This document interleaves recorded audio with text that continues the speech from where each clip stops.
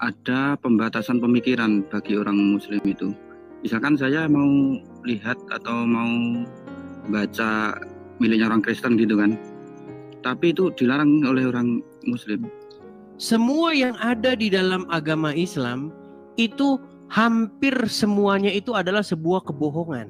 Artinya Anda bukan akan Arab. dibuat, iya, Anda akan diarabkan. Anda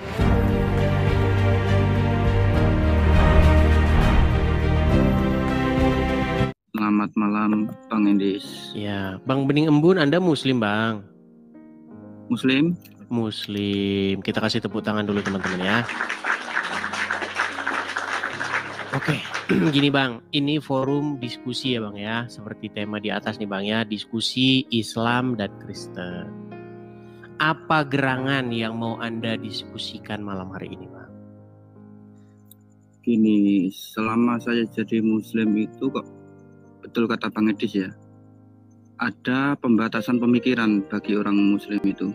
Misalkan saya mau lihat atau mau baca miliknya orang Kristen gitu kan, tapi itu dilarang oleh orang Muslim. Iya, karena takut murtad nanti Bang. Nah itulah. Tapi sebentar, kita tes dulu nih. Jangan-jangan Anda buat pengakuan Anda pura-pura jadi Kristen ini, pura-pura jadi Islam. Coba, asli. Kalau Anda asli Islam, coba kami pengen dengar bacakan satu surat dalam Al-Quran. Yo. Inna anzalna fi lailatul qadar. Ama adraka ma lailatul qadar. Lailatul qadar khairum min alfi syahr tanazzalul malaikatu wa ruhu fiha bi idzni rabbihim min kulli amr. Sah, Muslim nih, sah. Oke, gini Bang. Tadi Anda mengatakan bahwa karena Anda Islam, Anda banyak dilarang membaca kitab suci orang Kristen seperti Taurat dan Injil. Iya. Padahal di dalam Al-Quran diperintahkan untuk beriman kepada kitab-kitab sebelumnya. Iya. Tapi oleh ulama malah dilarang membaca kitab-kitab sebelumnya. Iya, oleh guru-guru ustadznya. Kalau ulamanya nggak tahu sih. Iya. Aneh kan? Ya, terus gini Bang Edis, itu yang aneh itu Al-Quran sebagai petunjuk kan, pedoman. Ketika saya menghadapi suatu masalah, mana pedomannya dan petunjuknya itu mana gitu, enggak? Adanya malah bukan di Quran, adanya di kitab karangan ulamanya itu. Jadi semua Bang, kalau Anda mau jujur Bang ya, semua yang ada di dalam agama Islam itu hampir semuanya itu adalah sebuah kebohongan. Iya, kelihatannya ya, saya kurang yakin juga sama. Saya mau mempelajari misalkan gini kan, ada kalimat ayat pertama itu Al-Fatihah kan, Bismillahirrahmanirrahim itu kan petunjuknya mana kan, itu disuruh menyebut saja sampai selesai amin itu kan. Di situ kan tidak ada petunjuknya, disuruh baca dan cerita sejarah. Nah, petunjuknya mana buat ini gitu kan? Nggak ada petunjuknya di situ. Iya, malah minta tunjukkanlah kami ke jalan yang lurus, malah gitu.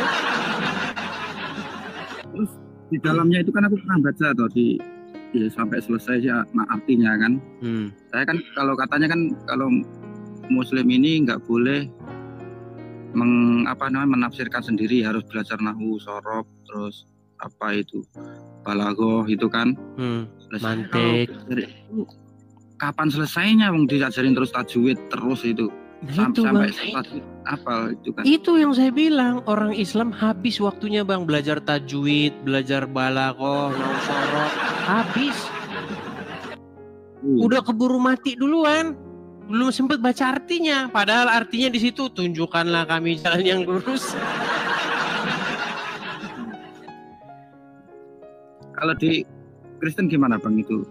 Kalau di Kristen, karena bukunya itu adalah buku yang jelas, maka kalau diterjemahkan pun itu cukup jelas. Nggak ada balaghah, nahwu, shorof, mantik, bacanya harus kol-kolan. Habis waktu Bang. Tapi gini Bang, tapi Anda percaya nggak percaya ya? Sebenarnya Islam itu adalah sebuah Arabisasi umat manusia. Artinya Bang? Artinya Anda akan dibuat, Iya, Anda akan diarabkan, Anda akan dipaksa diarabkan. Tapi kalau Anda bukan orang Arab, Anda jadi ininya Arab, jadi ya dalam tanda kutip jongosnya Arab gitu dah. Iya. Karena gini, dulu itu ada mbah saya itu ngakunya juga Islam, tapi dia nggak bisa baca huruf Arab. Tapi Islamnya berbeda dengan orang-orang sekarang itu. Sekarang ini. Ya, sekarang ini Bang, orang-orang sudah disuruh pakai jilbab. Lihat, anak-anak sekolah, perempuan-perempuan zaman sekarang, semuanya sudah pakai jilbab. Ya kan? Bentar lagi pakai cadar, pakai tutup tutup aurat katanya, aurat. Logikanya itu gini, Tanda hijrah adalah menutup aurat gitu. Auratnya ada di kepala dia, itu auratnya kepala dia. Ini yang mirisnya itu kan anak saya kan sekolah di itu kan pondok, terus pelajarannya itu gini, air suci yang tidak mensucikan, di situ ada air kelapa, air laut, ya nggak dikasih tahu pun kan udah tahu air kelapa itu nggak buat cuci muka, nggak buat mandi kan. Ini aku bingung juga, ini gimana aku. Iya, tapi makanya Bang segeralah tinggalkan agama Islam Bang. Iya. Tapi kelihatannya ini karena keluarganya itu mayoritasnya Islam, tapi agak susah itu Bang. Nah itu dia, nanti nggak dapat warisan kan? Iya, karena nanti nggak dapat warisan. Tapi gini Bang. Tapi saya lancar baca Al-Quran itu lancar. Sampai sekarang saat ini nggak tahu artinya itu kan? Itu memang belum mendapat petunjuk. Iya, nggak ada artinya. Sama sekali. Malah keraguan. Karena di situ ada kalimat kami. Terus yang diskusi di dalam Al-Quran itu siapa, menunjuk siapa, yang ditunjuk siapa, terus yang dimintai siapa, itu nggak jelas. Nggak jelas. Di situ Bang. Tuhannya siapa? Nggak jelas. Quran itu adalah salah satu buku yang paling nggak jelas di muka bumi ini. Dan itu diakui oleh Al-Quran gitu loh. Itu diakui oleh Al-Quran bahwa di dalam Al-Quran tersebut terdapat ayat-ayat yang tidak diketahui apa artinya. Iya. Itu diakui oleh Al-Quran itu sendiri, nah itu gitu loh. Tapi gini Bang, misalkan mau keluar dari agama Islam pun kita itu selalu dapat kayak perlakuannya nanti beda gitu Bang, itu resikonya di situ Bang. Ya begini, artinya kita harus berakal. Biarkan saja KTP-nya Islam. Kan untuk membuktikan seseorang Islam itu kan dengan KTP kan? Iya betul. Kalau hatinya siapa orang tahu?